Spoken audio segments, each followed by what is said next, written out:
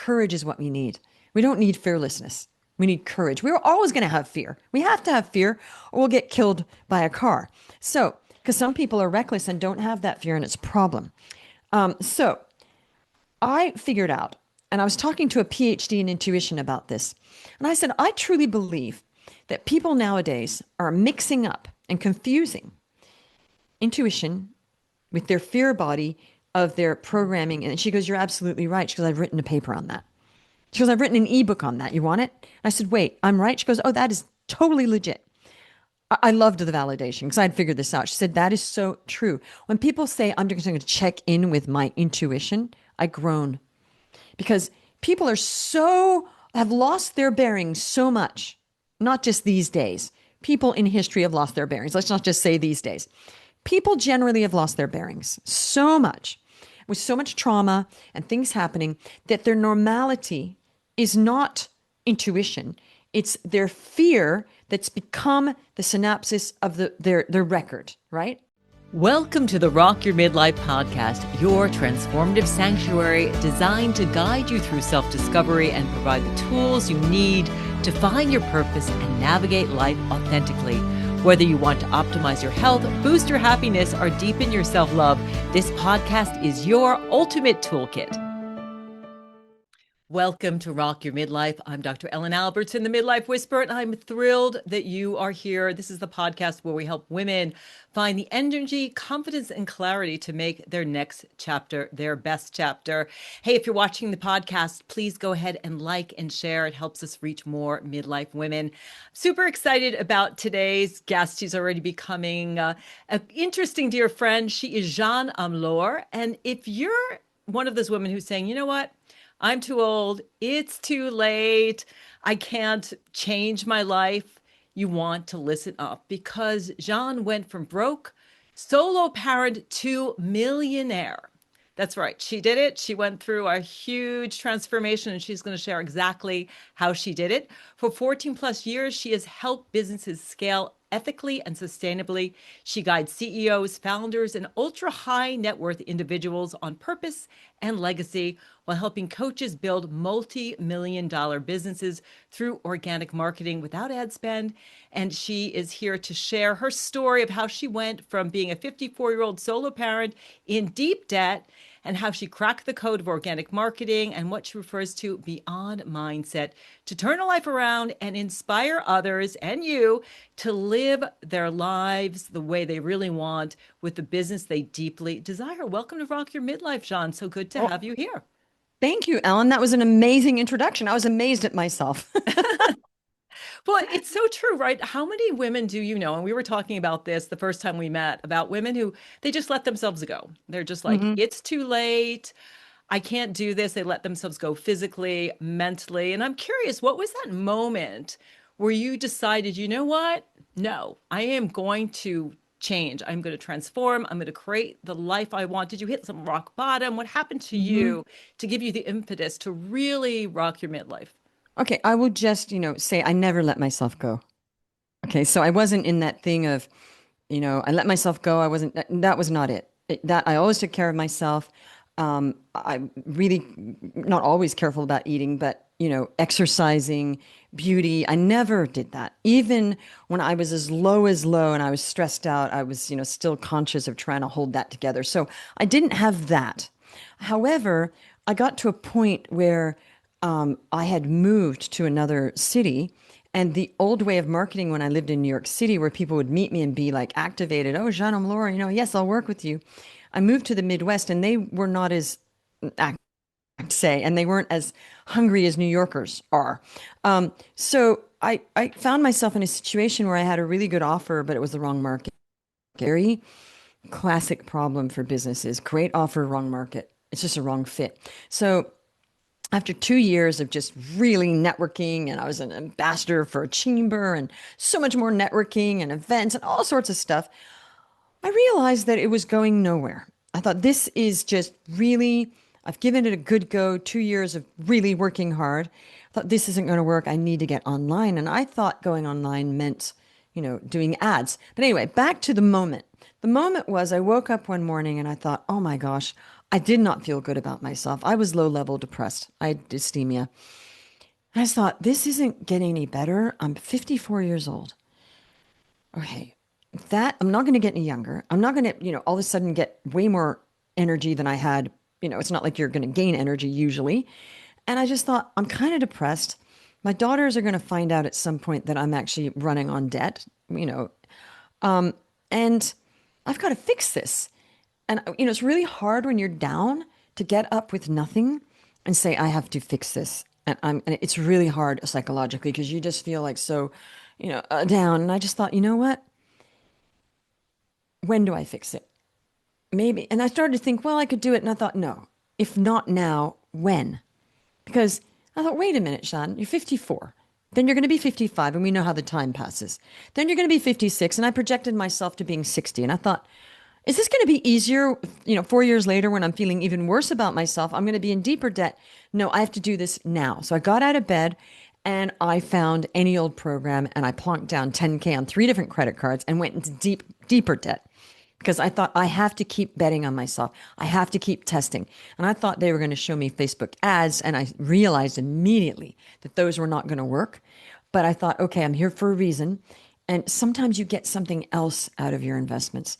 So I thought, this isn't going to work. I'm going to be in such deep debt. So I said to them, this isn't going to work. It won't.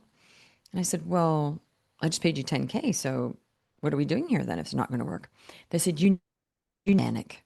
I said, what, like carrots? Because I didn't even know what organic marketing was 7 years ago. That's how unsophisticated I was about online marketing. And I said, what are you talking about? They said, you can get alliance without ads. I said, you're telling me I don't have to run ads to get clients? They said, no. So that was the hallelujah moment. That was the eureka moment. And I realized, oh, I got to get really good at this. And I made it my business to get really good at it. Was it easy? No. Was I working nonstop? Yes. Was it messy and messy, massive action? Yes. So that was the point. I started getting clients because I figured it out. I mean, I had 900 conversations in 8 weeks with people online just to figure out like how to talk online. Okay. It wasn't, oh, I sent one message. And I think what people need to hear is the truth.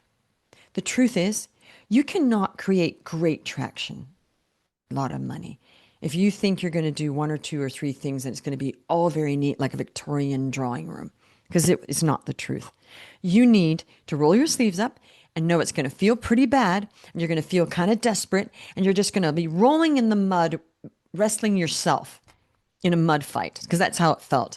And you got to wake up and wipe the mud off your face and sort of pretend you're as presentable and, get dressed up, but really you feel like a fraud because you're just like not composed. And that's called scrappiness.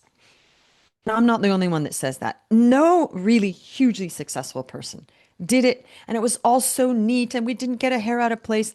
That's a myth.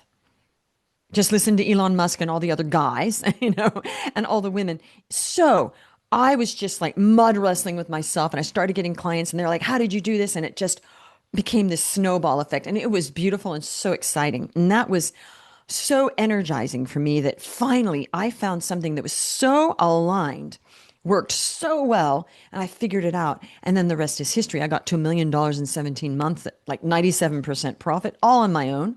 And I had one little assistant helping me here and there because I was just a beast. Mind you, I was also bringing up 2 children at the same time. So when people say, oh, but I'm a mom, I'm like, are you a single mom with no help at all and doing everything? And, the car stuff and the yard stuff and the home stuff and the shopping and the school stuff and, issues and sports and everything and going to church and buying clothes and everything. Because there's a lot when people think, and, oh, housework, they're like, oh, no, because I was doing all that. And that, let's be real. Housewives have a job too. That's a lot of work. And I want to validate that right now. It's a lot of work to be a stay-at-home spouse or mother. I was doing 2 jobs. So, because it's not like, that's a job, right?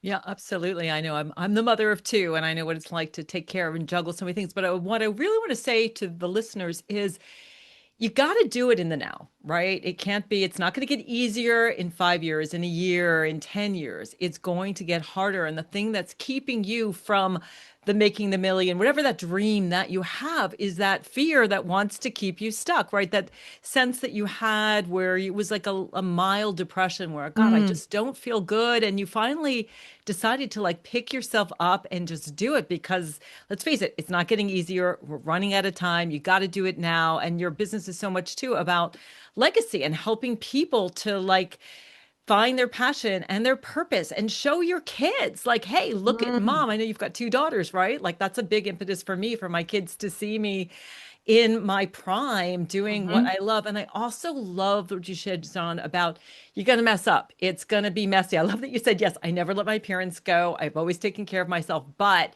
you got to fail forward. Like Mhm. I have made a mess on so many levels, but we learn from our mistakes, and that's how we build resilience. I think the cool thing that I'm hearing is that you grew from your business. You got more resilient, you got smarter, you found your niche or it found you, but you had to like struggle in that messy middle. So for someone who's listening, how did you, what were the kind of the mindset shifts or the motivation that you found every day when you're like, this isn't quite working. I don't know what to Mm. do. I'm going more in depth on that. That fear voice gets really loud. Mm. What did you do to just come back to the present moment and just keep moving forward? That is a great question because you're bringing back like a lot of emotions for me.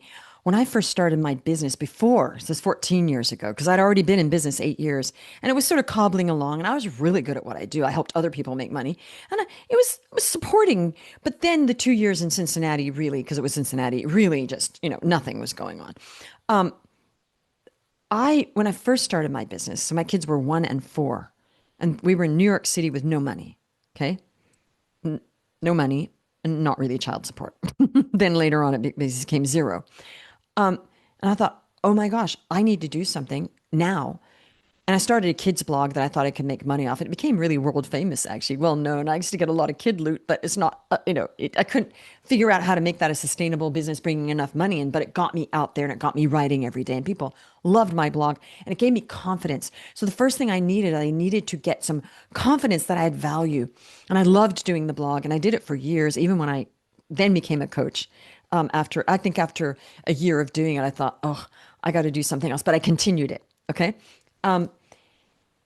My fear was so great that my first coach said to me, your fear is so palpable that it affects me. When therapists, she said, but you know what is incredible about you? She said, you are drowning in fear. She said, it is so like scary to watch. She said, and she goes, and I understand you have 2 kids in New York City, 1 and 4 that need all that little kid care, everything, because it's night and day with new kids, schlepping, in New York City and courses and this and everything. I got to tell you, when I first started my business, I worked from 7 a.m. in the morning till 7 p.m. at night working with my kids, taking care of them. I put them to bed because I was a stickler about getting them in bed by 7 so I could work. And I worked from 7 p.m. till midnight every night for 2 years, except for Sundays. Okay. That's what it takes. That was the beginning of me understanding I need to put some real grit into this. I was exhausted. I Mm. hardly slept. But I realized, how am I going to build a business? I can't be building a business when I'm taking care of my kids, and I don't want to be distracted when I'm taking care of them because they were nonstop. So I really need to etch out actual quiet time, and that's at night. So it was 5 hours, work that out, 5 hours times, and sometimes I took Saturdays off. You're getting a significant amount of work done. And then I'd have to get babysitters if I had to go to the networking events because I had to start going to a million networking events. So the babysitter and wiping the avocado off my thing and running out and, all of that stress. If I'd known what I know now, I wouldn't have done all that. I would have gotten online, FYI. Okay. But that fear, she said, what is incredible? She goes, it's extraordinary to watch is even though you are drowning in fear, it's just so palpable. She said, you just keep taking steps in the fear. She said, Mm. you just keep taking steps. I said, I have no choice. She goes, I've learned a lot by coaching you. She said, most of us have a choice. We are like, oh, do I do the coaching now or not? She said, I understood from you. I said, my back is against a wall. She goes, that's what I understood. I said, I have to do the work no matter how I feel. Now, that's a key thing. What I just said is very important. I have to do the work no matter how I feel. Because most human beings, if they don't feel like something, they will not do it. And I'm here to say that is irrelevant how you feel. And this is so counter to all this stuff, but actually it's true. You, and I thought a lot about this, artists and writers, they didn't feel like writing every day. They just had a system where they couldn't, Maya Angelou would go to the hotel room that she had hired for years, and there was a Bible, a bottle of alcohol, I forget what it was, sherry, I think it was, a typewriter, and a chair and the bed. And she had to get herself there in the morning or she wouldn't feel like writing. And she would be there till I think it was 9:30 or 12 p.m. at night. And then she'd go home, eat, and she'd do that every day. That's how she wrote so much. Ernest Hemingway, he had I was at his house in Key West. Okay, they still have his workshop as it was there because the wife just left it. She said, I'm just going to leave that. She understood that she had to leave that for history. He had a ramp that would go from the house to the work, like extra, it was an extra structure. So that he didn't have to go downstairs and be distracted by the journey downstairs, walking through the garden. He actually built a direct bridge. So he had zero excuse to write. Does that make sense? Because Yeah, he understood if I absolutely. get up and I'll have a drink and I'll maybe start chatting or nope, he'd get up and he would just walk across the sort of bridge or whatever it was to the other work separate structure. It's a separate building. That is how he got his work done. Do you think he felt like writing every single day of his life? He did not. Okay. Nobody feels like it. No one. Painters they have a schedule. If you waited until the muse turned up, you would never do anything. But in our society, well, I have to check in how I'm feeling. No, don't check in. Just do it. And that is how I operate. Unless, now I have more liberty, but if I said, oh, gee, do I feel like doing that? Oh my gosh, that is the end of the end. I'll be like, no, I think I'll just not do anything. So that was key. And she said, you just kept failing forward and just kept taking. So my whole strategy, I realized I'm the fear maestro. Fear is something like, it's like a plane. Okay. And it's like a plane and the fear is like on the plane wings, just weighing you down. That's how fear feels, right? And you need to take off anyway. Because when you get that plane like in the air and you just ignore the fear, once you're airborne, what happens to anything on the plane, on the wing of a plane? It comes off. Flies off. And because you're already flying, why would you have fear when you're already doing it? They just peel off. So it's not about figuring out your fear. It's about taking action and that figures your fear out for you. Yeah, I love that. And I love the word courage too, because Mm-hmm. courage is kind of like the level between the fear and then finally that breakthrough moment. And I think that's so much what midlife is about is you're in this kind of wonky ass liminal space and Mm-hmm. you're afraid of taking that next step and you can't listen to that fearful emotion because it will absolutely freeze you and keep you stuck. So if you're listening Mm-hmm. and you have something that you want to do, follow Jeanne, which what she's saying is feel the fear and do it anyway. I always Do tell it people anyway. emotions are felt experiences in the body. If you're feeling fear, you got to do what Hemingway did. You got to do what you did, where you just get your ass in that chair and you just say, you know what? I've got my first thing I got to do today and I just have to do it. And as you do that, like you said, the fear starts to drift away. You get more confident because Mm-hmm. confidence is believing in yourself. And the weird thing is though, do you find this, Jean, that every time you're facing another level in your business, the fear shows up? Oh, you know what? It's actually after a while, it's working. And after you're successful enough, yeah, you're not really that fearful because the fear was me feeding my kids. It was a primeval, like, oh my gosh, I don't have that anymore. It's what do I have to be afraid of? It was just because of temporal things that are sorted out now. So I'm not afraid if something that I'm spending money on as an investment in my business is going to fail. It's testing. I'm not afraid if somebody's going to say, no, I don't want to coach with you. Oh, okay. That is gone. Okay. Now, I was going to do a new strategy the other day, and I had a little inkling of a feeling that was like almost just like an impulse. And I thought, oh my gosh, was that like a fear impulse? I was kind of amused because it wasn't fear. It was just even just the whisper of of like a rejection. I thought, oh my gosh, that's so interesting. And I just continued. it was just like a flyby of like, oh, that's right. That little bit of could have been maybe a fear started. It wasn't like anything big, but I thought, what is that feeling? I thought, oh my gosh, no, I'm not afraid of doing this because we're human, right? But it wasn't like, oh my gosh, I can't do this. I'm so afraid of rejection. I literally am at a point now where I do not care what other people think about me. I could not care less. If you don't like me, that's good. If you like me, that's good too. The only thing I care about is family and friends because, you care about the social structure of not doing the wrong thing in your tribe, right? That's different. But literally, if somebody walks up to me and says, I just don't like anything you do, I'd be like, okay, I don't care.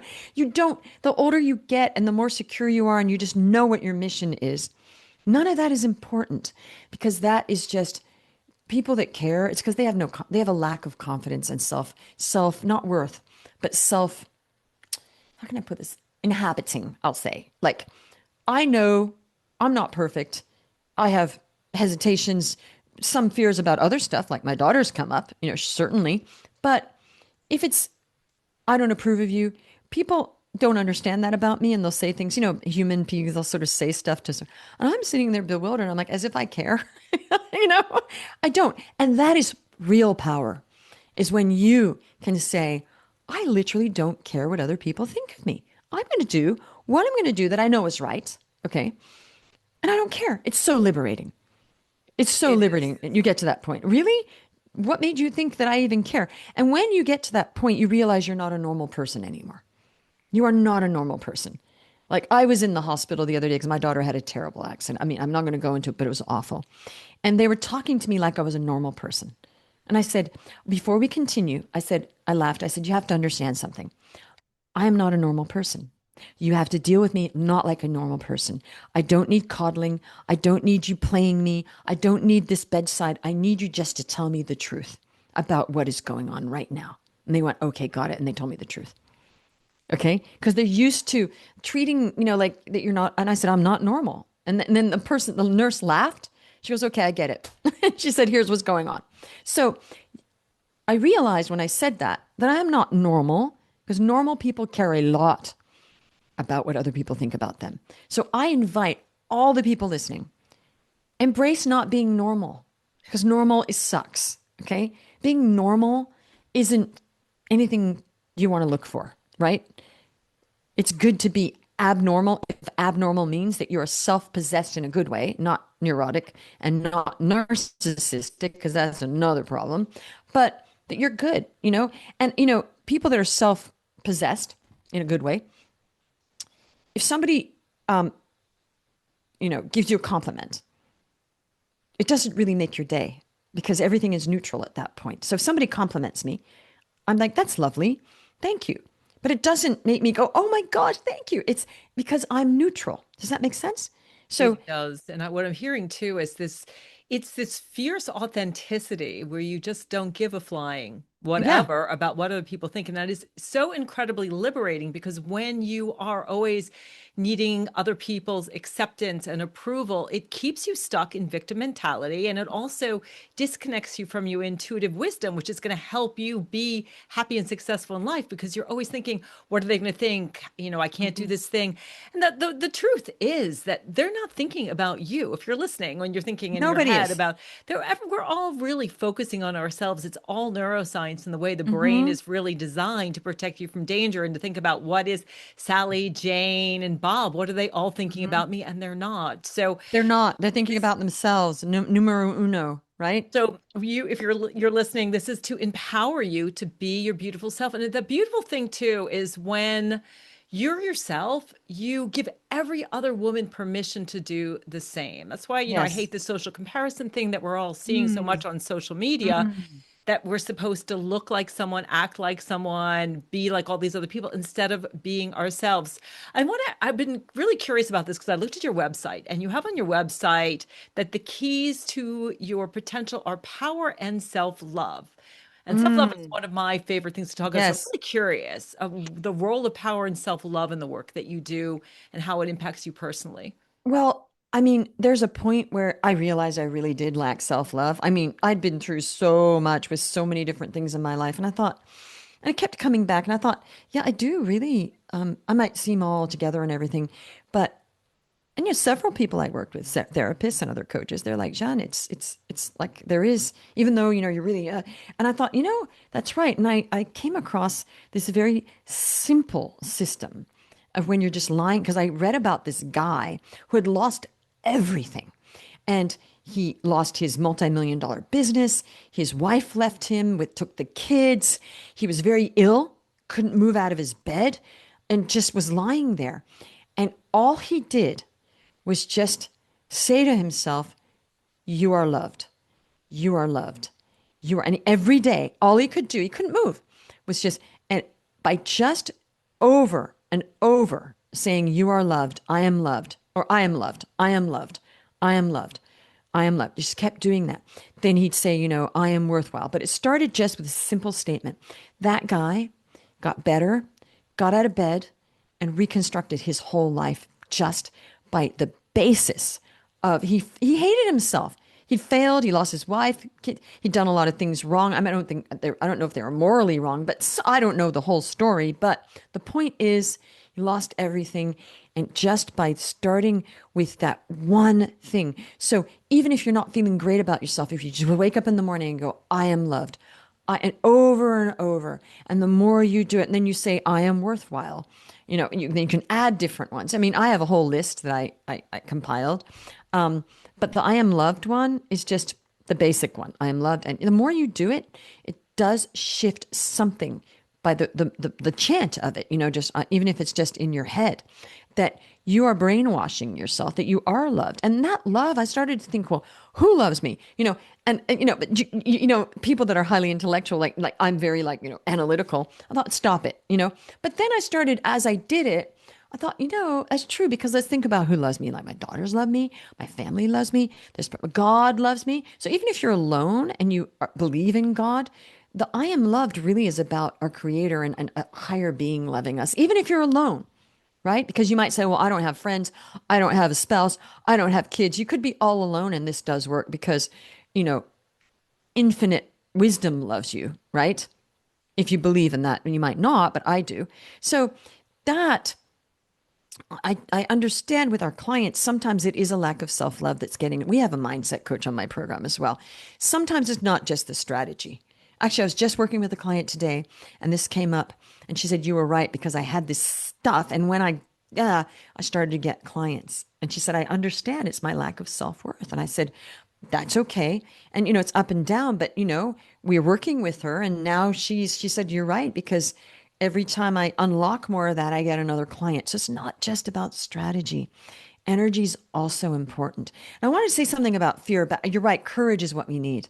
We don't need fearlessness. We need courage. We're always going to have fear. We have to have fear, or we'll get killed by a car. So, because some people are reckless and don't have that fear, and it's a problem. So I figured out, and I was talking to a PhD in intuition about this, and I said, I truly believe that people nowadays are mixing up and confusing intuition with their fear body of their programming. And she goes, you're absolutely right. She goes, I've written a paper on that. She goes, I've written an ebook on that. You want it? And I said, wait, I'm right. She goes, oh, that is totally legit. I loved the validation because I'd figured this out. She said, that is so true. When people say, I'm just going to check in with my intuition, I groan, because people have lost their bearings so much. Not just these days. People in history have lost their bearings. Let's not just say these days. People generally have lost their bearings so much, with so much trauma and things happening, that their normality is not intuition. It's their fear that's become the synapses of their record, right?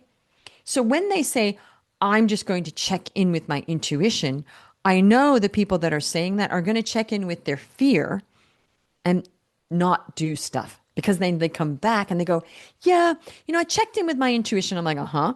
And yeah, I can't work on this because blah, blah, blah. And I just heard a bunch of fear. This is all I heard. All I heard with my energy was fear, fear, fear, fear, fear. And I go, okay. And I'm not going to be just, disrespectful.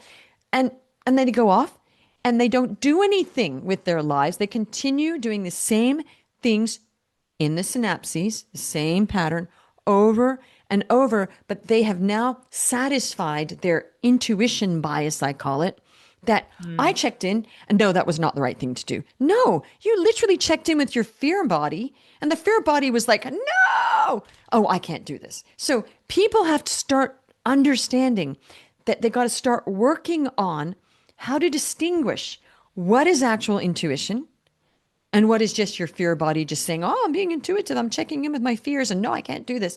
Ask yourself every time you check in with your intuition, is it saying not to do something that might be a stretch?